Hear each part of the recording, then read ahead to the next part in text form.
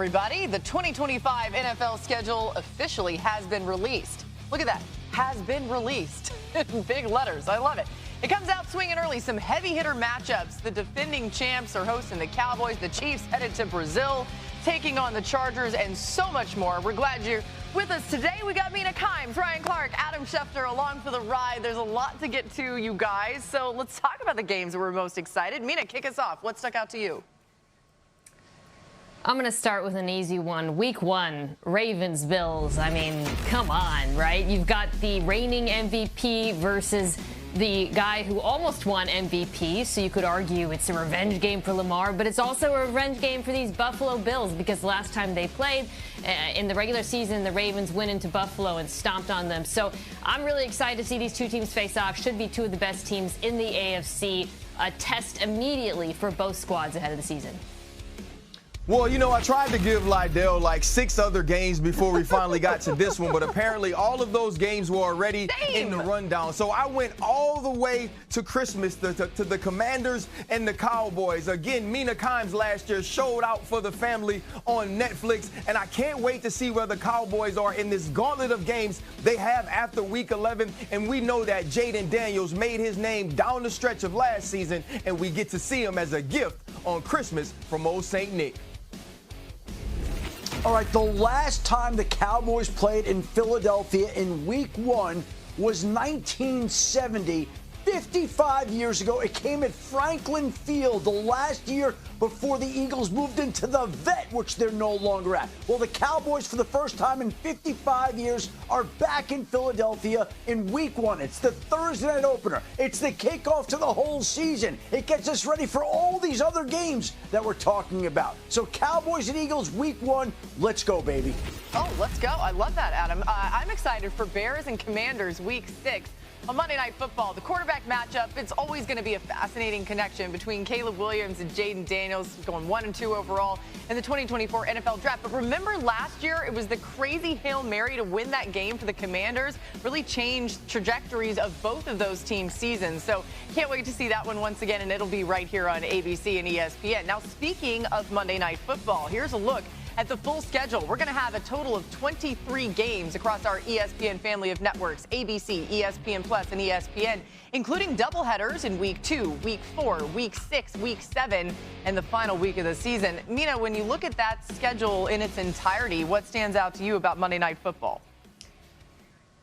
I'm really interested in Philadelphia traveling to Green Bay, a rematch of last week's Week 1 game in Brazil. And you remember that game, of course, Jordan Love got hurt. We were worried he was out for the season. He came back, but it kind of felt like the Packers had ups and downs after that point. These are two very good teams. I think teams a lot of us expect, obviously, to be in the playoffs next year, the Eagles being the reigning Super Bowl champs. So it's a big test for a young Green Bay team that is going to be looking to get over the hump of losing the playoffs last season.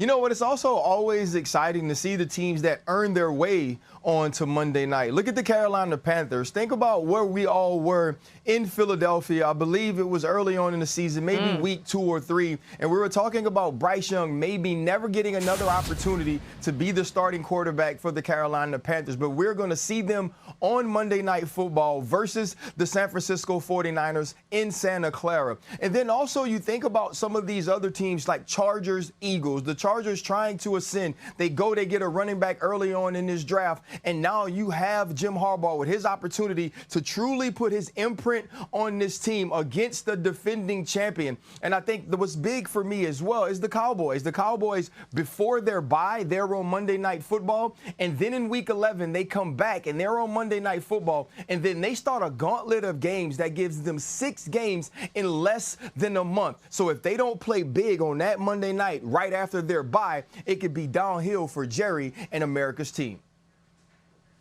And we're going to see some teams on Monday night that we don't ordinarily see. You mentioned the Carolina Panthers, the Jacksonville Jaguars on Monday Night Football, and clearly the league believes in the Atlanta Falcons this year because they're scheduled for 2 home games on Monday Night Football, 5 primetime games in all. So the Falcons liked Michael Penix at number 8 in last year's draft, and so did the NFL apparently by scheduling the Falcons as often as they have in primetime.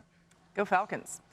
Okay, maybe the NFL has an idea that Aaron Rodgers will be a Steeler with this Week 1 matchup. Okay, did you guys see this?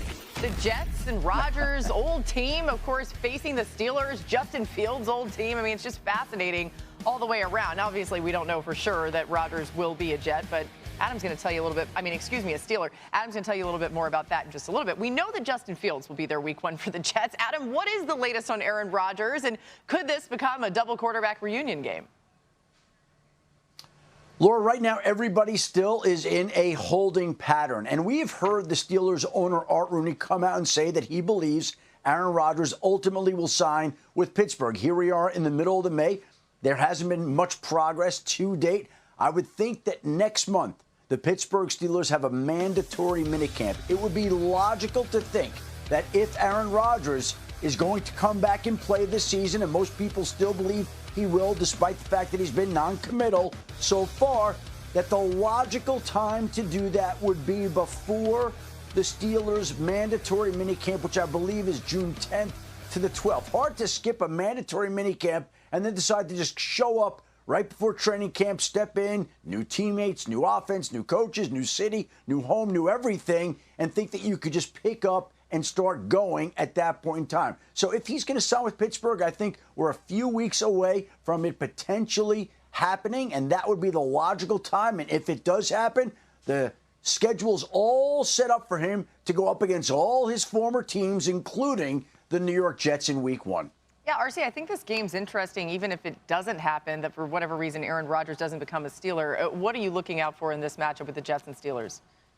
Well, what I will be looking out for as a father is hopefully Jordan makes the team, and then his first game ever as a New York Jet in the league could be against my former team. I think that would be extremely cool, and I might get the opportunity to be there. But I also want to look at what Aaron Glenn and how Aaron Glenn puts his imprint on the New York Jets. When we think about the Pittsburgh Steelers, they're synonymous with Mike Tomlin, synonymous with what we think of him as a leader, with what we think of him as a head coach. The Jets have not had that in their building since Rex Ryan was let go. Can Aaron Glenn be a guy that comes back and instills pride into this locker room, a guy that instills hustle into this locker room, aggressiveness, physicality, and can they finally find their quarterback of the future in Justin Fields? I know what the Pittsburgh Steelers will be without Aaron Rodgers. What we don't know is who we'll get from the New York Jets, and that'll be our first opportunity to see it. Yeah, the Jets defense, Ryan, I think you would agree, felt like they were playing below their talent level last year. So can Aaron Glenn come in and get them playing back to it and beyond? I think I'm optimistic about. I have a lot of questions about the offense, though, which is not his side of the ball. You got first-time offensive coordinator,